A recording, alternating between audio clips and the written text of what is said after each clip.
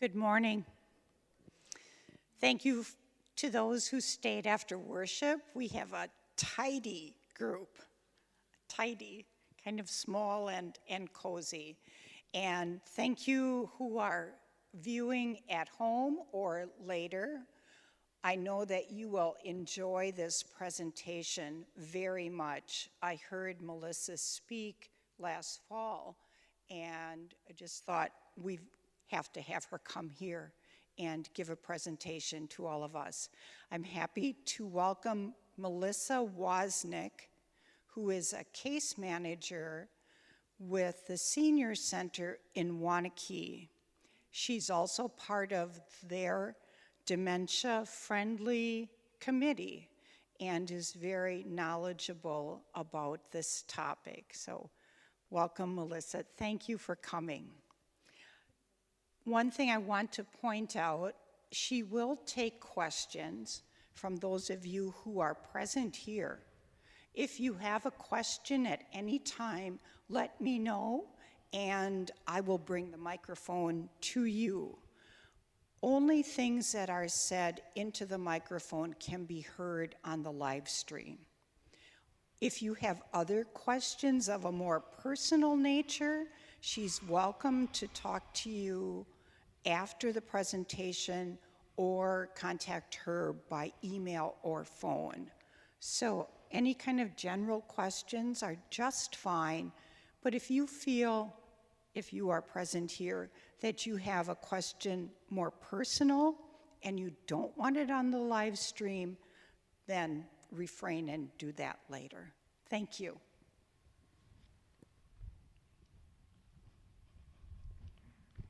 Thank you all for staying around to hear about Dementia Friendly. My name again is Melissa. I'm a case manager at the Wanakee Senior Center. I've been there almost 22 years. And I'll talk a little bit in a minute about Dementia Friendly and what that is. But I'd like to start the presentation out with a thought experiment. So I'd like everyone to close their eyes and just listen. I would like you to have your picture of yourself in an airport in another country where you've traveled overnight and haven't slept at all. You are tired and not thinking clearly. There is a lot of noise, people rushing and speaking in foreign languages. The signs are small and in another language. You feel lost and confused. You are anxious and fearful that you'll miss your next flight. You try to ask for help, and they talk quickly and point, and then they walk away, leaving you feeling desperate and alone. Think about how you're feeling right now. You can open your eyes. This is what people with dementia feel like in everyday situations. Overwhelmed, scared. Can be from just going to the store to coming to church. So it happens in everyday situations with people, and hopefully that kind of set the tone for maybe how someone might feel with dementia. So what is dementia friendly? So why am I here? Oops. Well, there we go. So dementia friendly community is one that recognizes challenges faced by people with dementia. And our goal is to make sure we provide support and resources to help people with dementia remain in their own homes and be active in their community. And the word is active. You can live in your community, but we want you to be active and out doing things when you're in the community. So that's our goal, is the dementia-friendly community. So there are many dementia-friendly committees around Dane County. Middleton has one, DeForest. Pretty much every community now has them. We started our committee back in 2014 with a very small group of people, volunteers in our community who are very passionate about this topic. And it's grown since then. So we go out and we train businesses on how to support their staff when working with someone with memory loss. And then train them and educate them and give them resources to help their clients and customers. So I talked a little bit about this already, but increase awareness to the regular community, decrease that stigma that, everyone has with, thinking that they're having memory issues. They're already worried about what they're thinking themselves, and they don't want to have to worry about what others are thinking about them. Increase in community involvement, get people out there and do things. We have memory cafes now throughout Dane County, and those cafes are for people who have memory loss with a loved one or a friend that can attend. It's usually monthly, and it's a safe place for people who have memory loss to kind of let their hair down and relax and have a good time. There's activities, speakers, different things going on for each memory cafe. So those really have kind of popped up a lot in Dane County and are now getting back going after COVID. And of course, improve the quality of life of the person. We all want to remain in our own homes for as long as possible. And sometimes you might just need a little bit more support and resources to do that. So what is dementia? How many people in here know someone with dementia? Almost everybody, looks like. So as the population is growing, we're going to know more and more people, unfortunately, of who have the diagnosis of dementia. So dementia really is just an overall term that describes a group of symptoms that make it unavailable to do thinking, social abilities. They interfere with your daily life, is how I look at it. If you have dementia, you're going to have an issue with daily life activities at some point. And I'll go over these early signs and symptoms a little bit later. So dementia is an overall term. It's kind of an umbrella. And then the most common one is Alzheimer's disease. Now, we really never know what type we have until end of life, if you choose to. But Alzheimer's is the most common one. That's the one that's older adults typically with starting a memory loss, usually in late 60s, early 70s, but not always the case. There's also others like Parkinson's. Many of you may know someone with Parkinson's. Initially, Parkinson's may not show as dementia, but it is one of the things that can occur. Vascular dementia, that is strokes, issues with the brain, with the vascular blood flow in the brain. Huntington's disease, Lewy body and frontal temporal dementia. The Lewy body and frontal temporal are more behavior. So that's usually the first symptom that we know that that's the dementia. They'll start to act inappropriately, maybe be really hyper, overly energetic, but it also can have some aggression in there. So that's it's difficult to diagnose this as a dementia. It often at first will become a mental health issue. So we're treating it as with medications for the symptoms that they're presenting, but down the road, it'll be diagnosed with one of these. And those often, unfortunately, are faster forms of dementia. It affects the brain faster. We don't know why. So the lifespan for people with Lewy body and frontal temporal often much shorter than someone with Alzheimer's. Mild cognitive impairment, I don't know if anyone has heard about that. That is something that more and more doctors are diagnosing with. Mild cognitive impairment kind of means you're having some difficulties in some areas, but not enough to interfere with your daily life all the time. It's sporadic. And when they do some testing in the clinics, they'll say, oh, you're borderline, you're still in a low normal range of the testing, but we think you have mild cognitive impairment.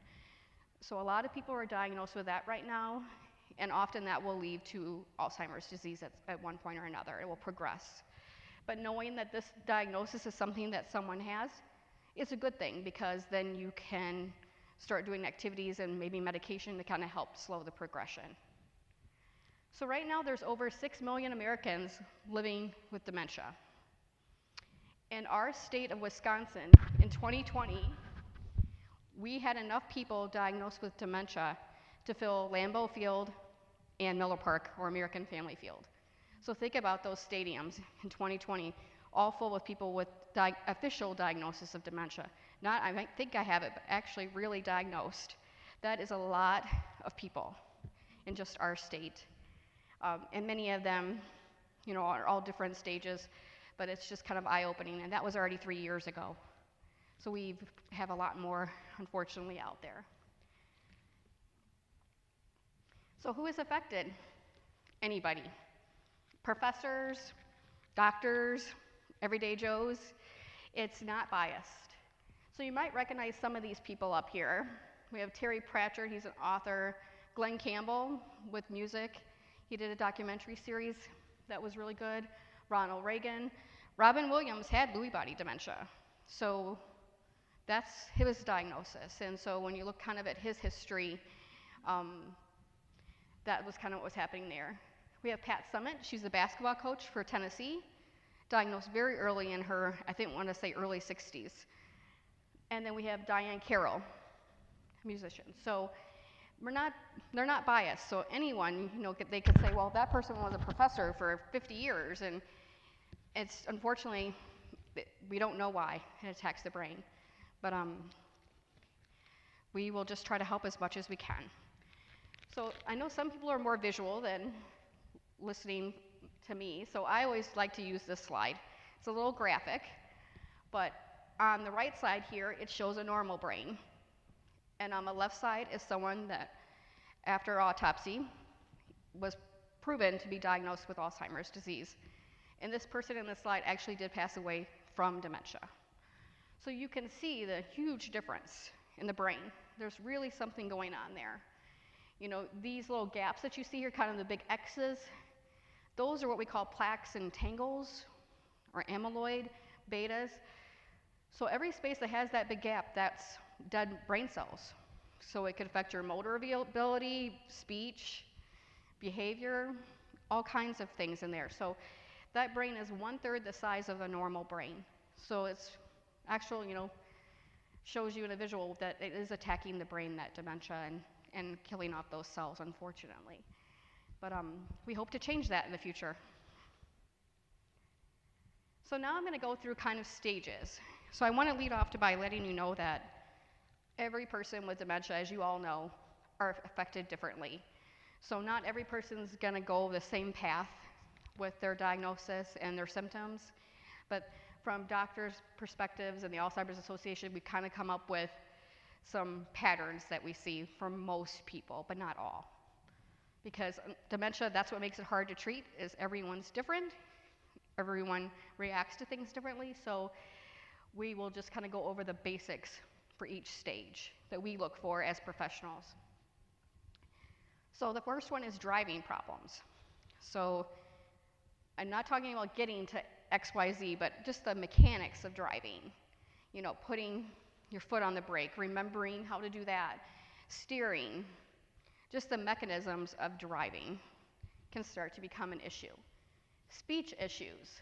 Speech issues usually mean they can't find the right words. They've often can't find the sentence they're looking for, or it takes longer. Struggle to understand. So we may have all seen someone who you look at and you're talking to them, but they're not there. They're clearly not understanding what you're saying, even though they're nodding their head like, yep, they've got it. That is a sign. Repeating questions. So I think that's when a lot of people see is, gosh, that person asked me that question 10 times already.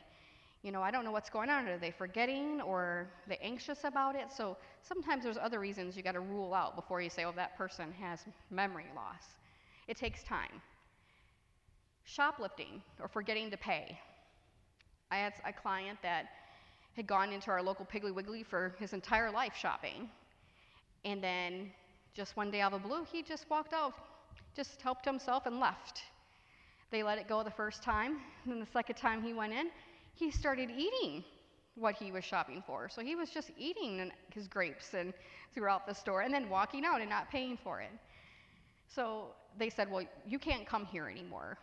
And he came in, was very upset by it, so he came to me and said, the pig kicked me out. They kicked me out. I don't know what's going on. So when I got to the bottom of it, it was, he clearly had some memory loss going on, and already had cognitive delay prior to that, so it was just intensifying. So we worked on a way to have him go shopping with someone else, and that way that person could kind of redirect them, so he could still be part of the community and go to the store he's gone to his whole life, but with some supervision. So sometimes you'll see that, and we all hate, the self-checkouts. They just popped up like crazy during COVID. Never really gave us any training on how to use those. And my mother, who's much younger, refuses to go to those, and if there's no register open, she just leaves. So I'm like, Mom, you just need to, no one's there, just take your time, it walks you through it. But that's overwhelming. All of a sudden you have all those self-pays and you don't know how to do those, and a lot of older adults just carry cash or a checkbook. So these registers don't take checks. So if you don't have a register open, then you're out of luck. So that is something that I would say is not dementia. It's just the regular stuff that we learn to adapt and just try it. Where people with dementia are not going to adapt and try something new. Getting lost. It kind of pertains to driving. I had a senior who drove out to the cemetery every day to pay her respects to her late husband.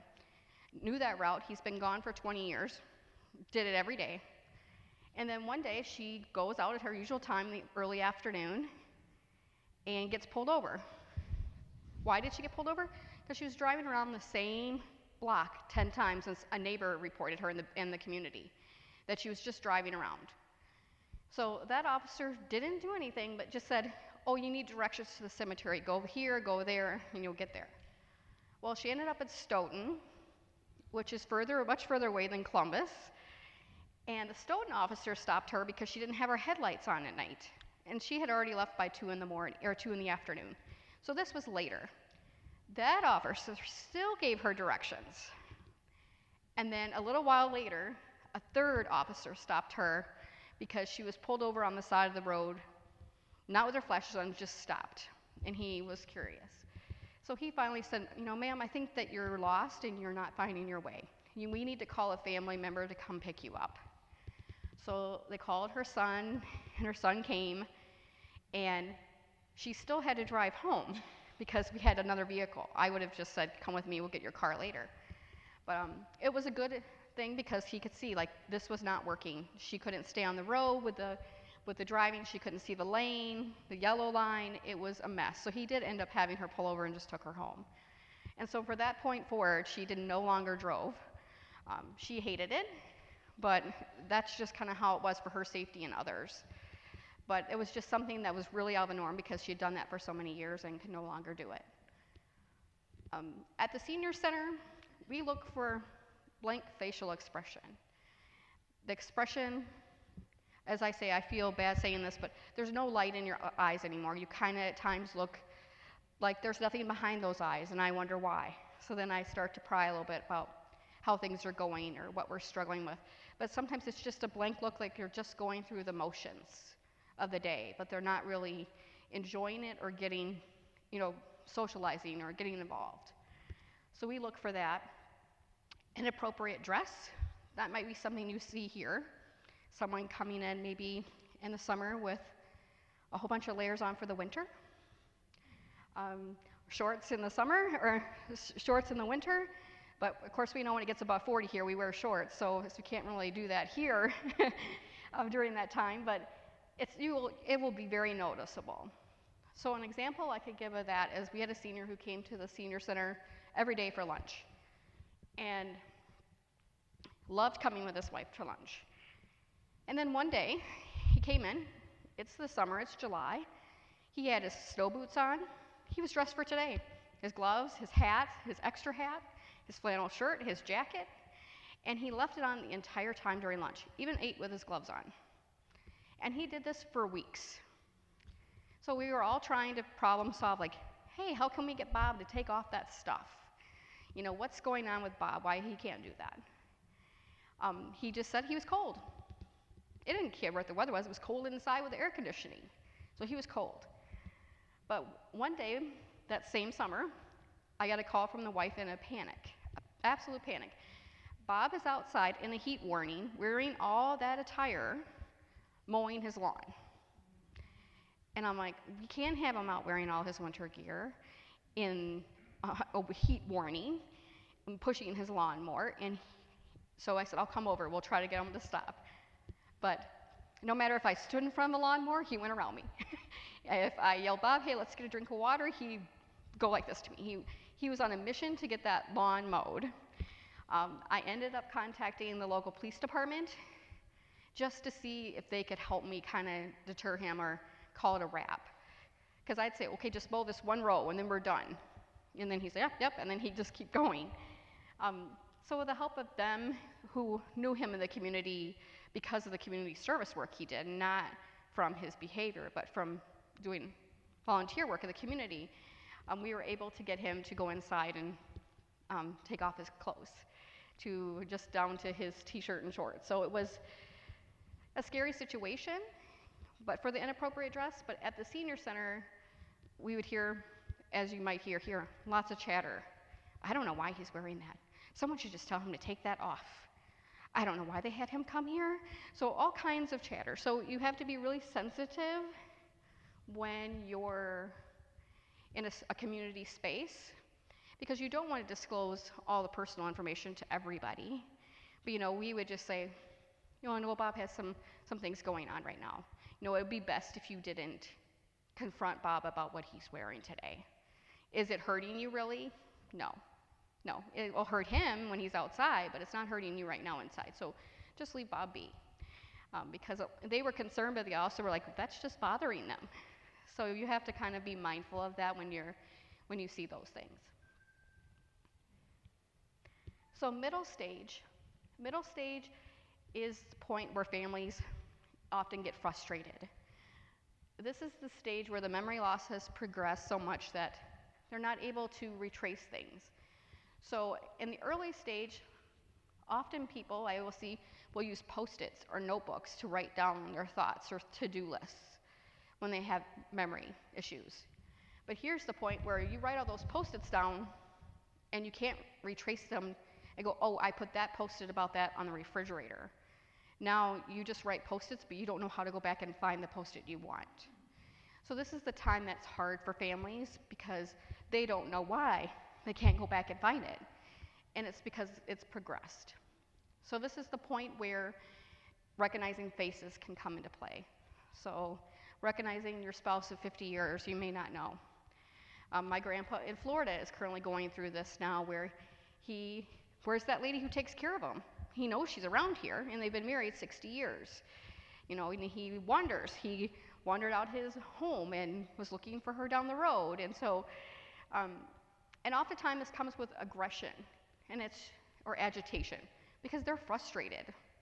They're looking for someone or something and they can't hold the thought at times long enough to remember what they wanted to get or who they wanted to see. So it's a very frustrating time for everybody, the middle stage.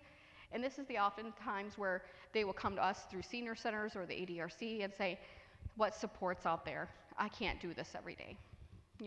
It's hard. Late stage, you probably don't see too much of in the community per se. Most of the time by this point, the person is homebound or needing 24-hour care, either in home or in a facility. Because this is the point where they don't recognize themselves. They're really introverted, quiet. Maybe they'll talk very little. You'll see them not withdrawn even more, not communicating in any way, just kind of sitting there. We often have weight loss. Oftentimes people with dementia lose the ability to swallow, and that's often the reason why they pass, is because they can't swallow any longer. So getting to swallow pills and things like that, you have to kind of change that up, do a liquid or put it in applesauce, a way to kind of get them to take their medication. Increase sleeping, so we had a lady who, her husband slept probably 19 hours a day. He'd get up and go to the bathroom. She'd tell him he has to eat something. He'd barely eat and go back to bed. And he did that for a couple months before he passed. But one thing that was frustrating for her was this bowel and bladder control. So, if you're sleeping 19 hours, you're probably going to have some incontinence issues. So that can be really hard on family members to deal with, is the bladder and incontinence issues. Depends, don't cut it all night long, one depends. So this is the time where people are like, I can't do this care alone. I need more help, or I have to relocate him or her. So those are the stages. So those are the three kind of overall stages of dementia. But what can we do? So as a dementia-friendly committee, what we're like, well, we know these stages, but how can we really help the person? And what can we do to make their lives better? So the first thing I say is put yourself in their shoes.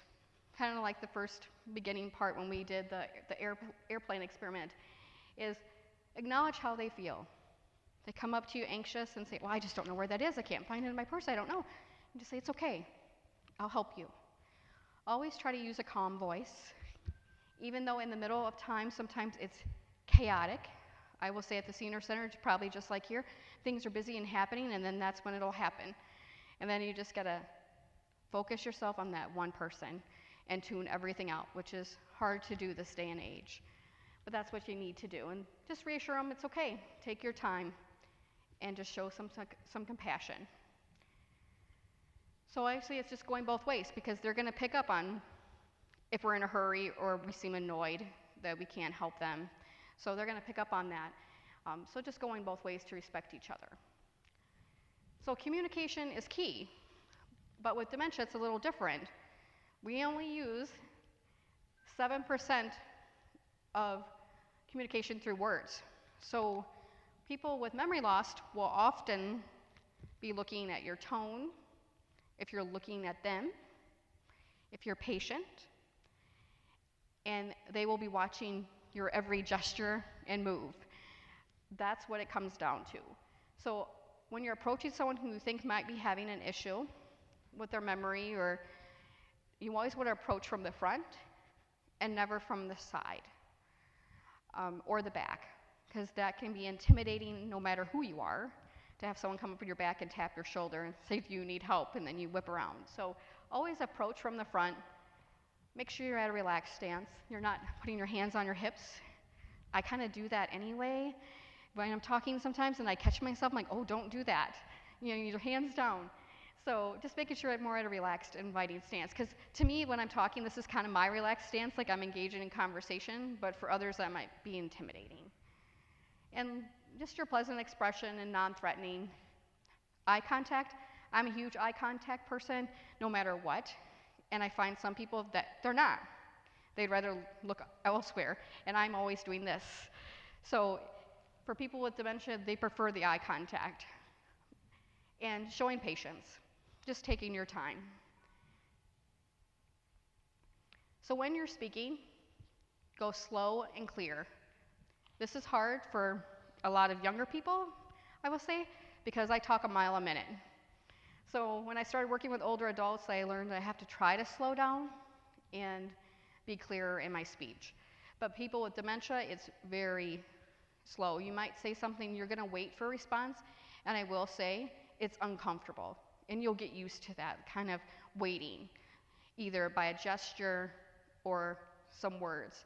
But for us, it seems like it's eternity, but they're really trying in their brain to kind of communicate something to you. So it's a matter of just being patient and waiting for that pause time. Using your gestures, you know, do you need a drink? Do you need some food? Using your gestures, and you'll know by the person if that, you know, if they're at that point where they need those type of gestures, or if they can tell you. You can rephrase a question. I often just keep it short, you know, and open-ended. They don't tend to like a lot of yes or no questions, because that's a little, I think, comes off intimidating, or they get anxious about it. So if saying, how are you today, and waiting for them to, or instead of saying, you're good, you're fine today, don't answer for them, and then don't do the yes-no questions. Just leave it open-ended so they don't feel as intimidated by that. Some will use, like I said, the simple written information. So sometimes writing things down. I often will, if I meet with someone with memory loss, I'll write down what we talked about, but very simple. Like, we talked about your medicine today. And then a to-do list, I'm gonna call Walgreens for you. So, and when will I call you this day? So I try to keep it very simple on what I'm gonna do. And some of them will have that paper and fold it up 10 times and keep referring to it throughout the day. So sometimes that's helpful too. So devices that we can assist with.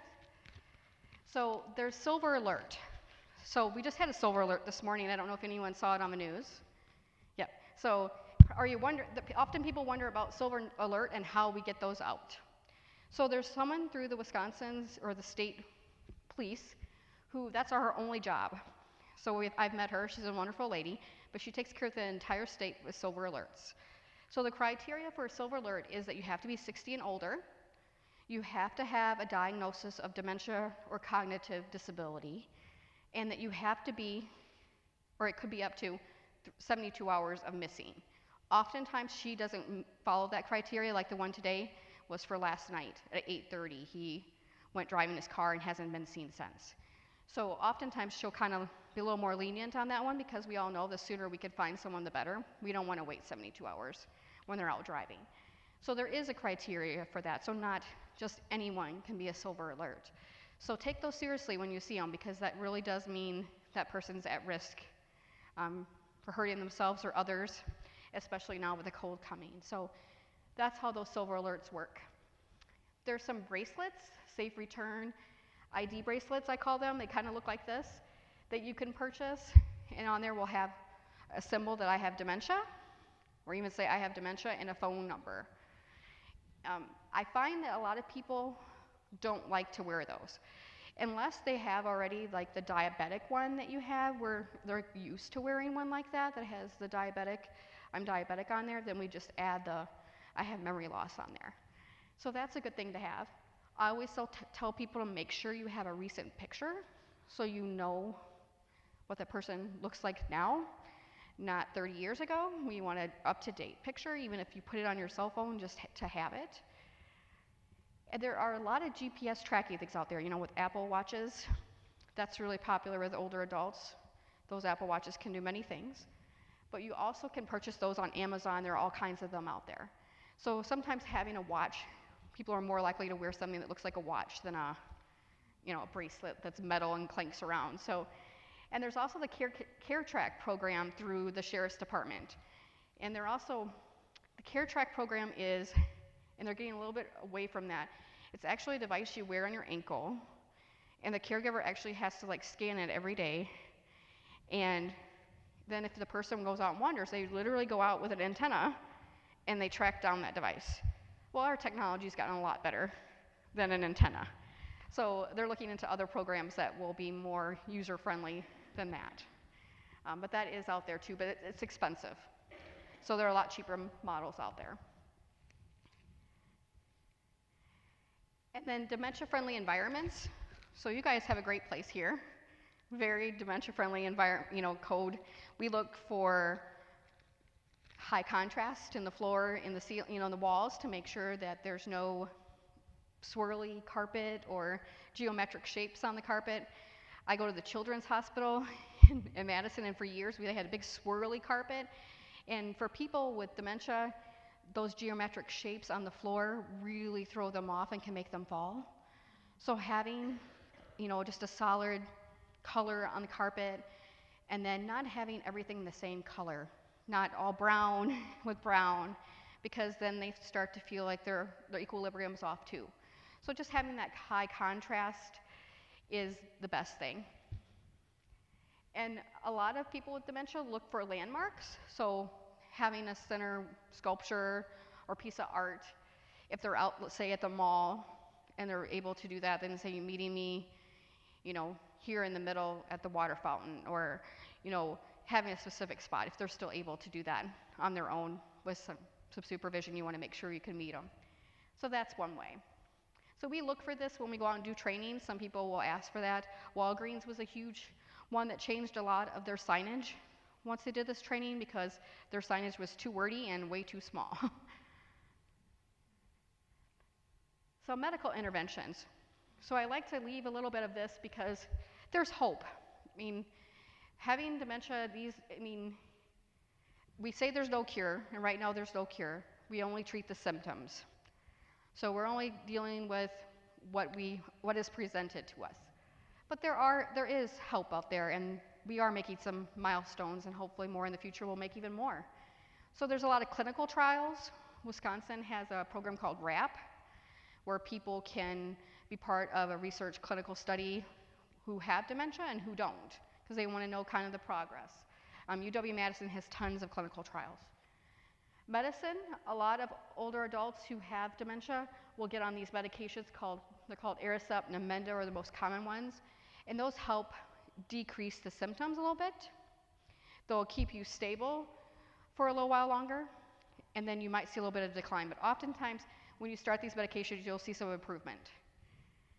And the latest one, lecanemab, has been in the news. That's the IV treatment. I don't know if anyone's heard about that, but it's an IV treatment that's given every 2 weeks at the clinic. And what it does is it targets the beta amyloid plaque in the brain. So it actually helps decrease that. So then that way, that gives you longer time to not have the plaques and tangles in there. So it actually helps get rid of those. So that's something very progressive and very new. So we're excited about that. And it's actually going to be reasonable in cost. So it's not going to be a cost, it's going to be too expensive. Yes?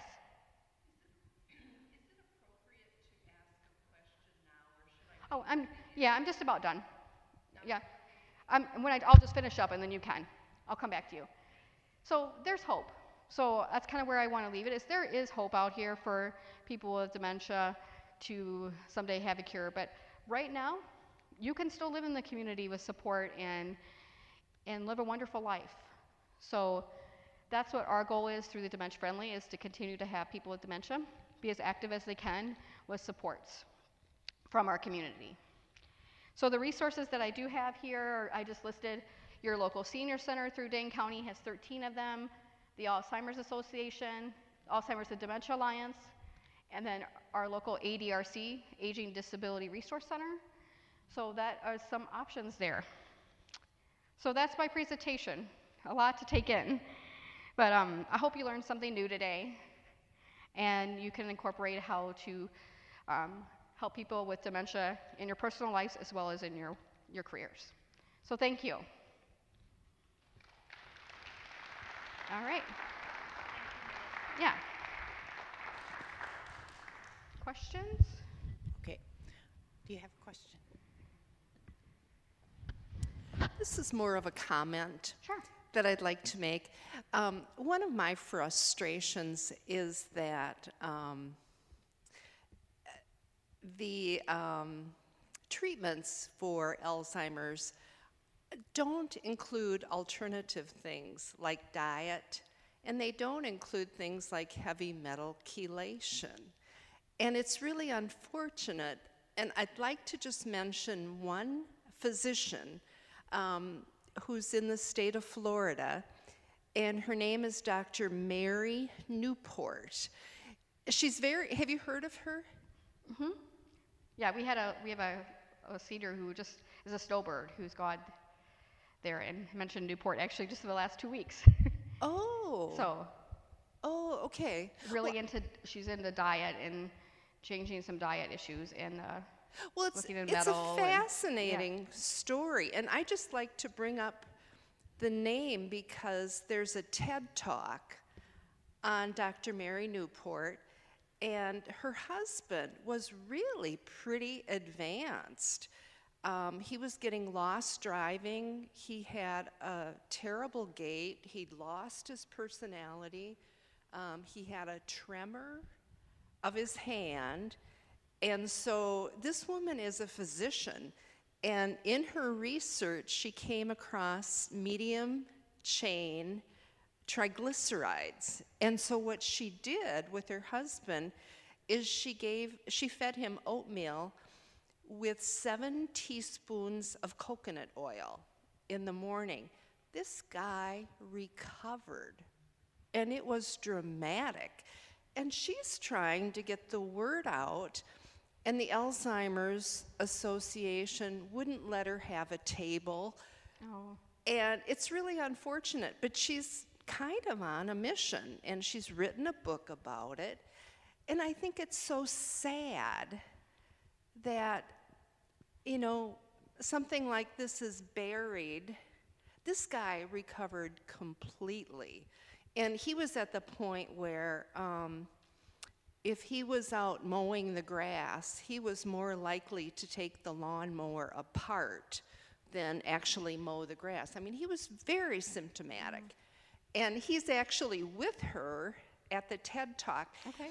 And I'm sorry, I didn't catch all of your comments, so That's I'm okay. having hearing difficulty, but I just wanted to bring that up, that I think sometimes we're so worried about cholesterol that people aren't getting healthy fats, and our brain is 70% fat. We need to, you know, it's a thought. And I'm concerned because my understanding is that this is the issue that's going to break Medicare. That's my concern. Yeah. It's scary. So if you can prevent it, wouldn't that be a better world? Absolutely. Thank you. Thank you for your comment.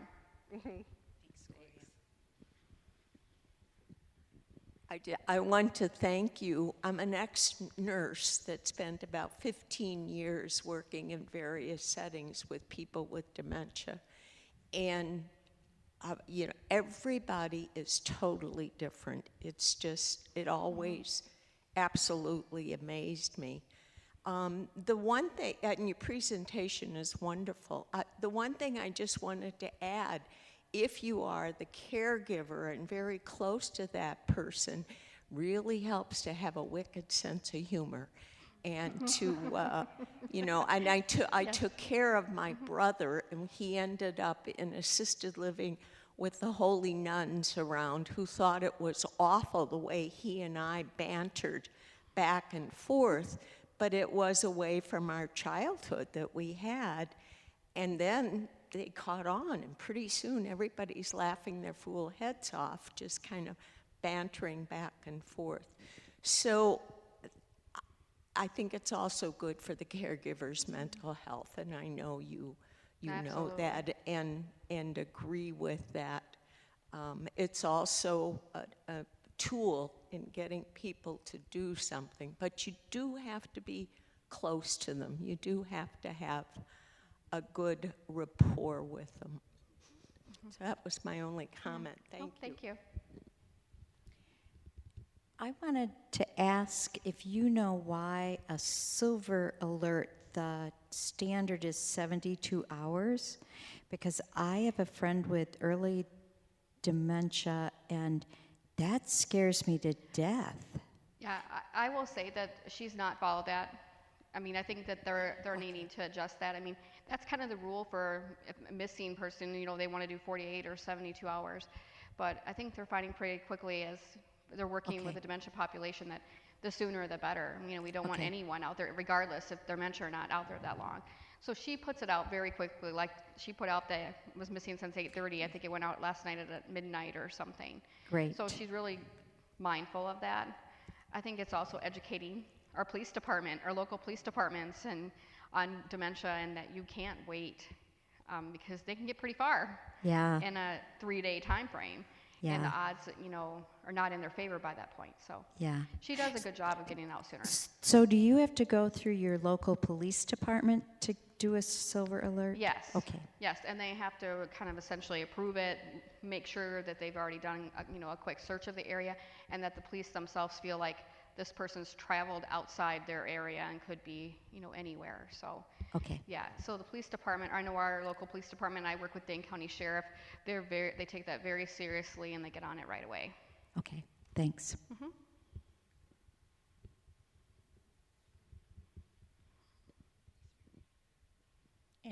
Anyone else? No? Okay. Thank you so much. You're welcome. Melissa. Thank you for having me. I hope you guys learned something today, and I learned something too. Thank you.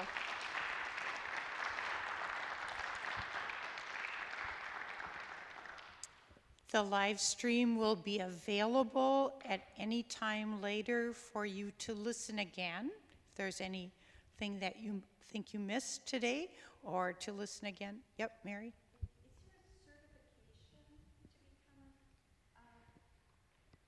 She asked about a certification for dementia friendly.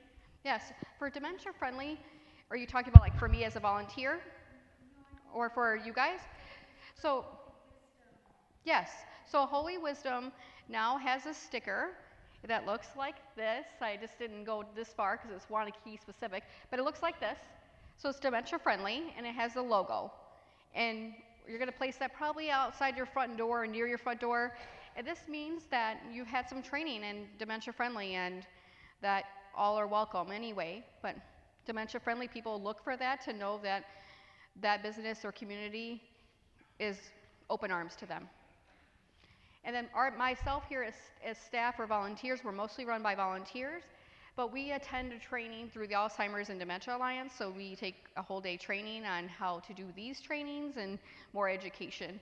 And then just as a case manager, I take monthly trainings. We work with ADRC and caregiver support and all kinds of different organizations in the community that work with people with dementia. So, but yeah, you'll have a little logo out there that you're dementia friendly now.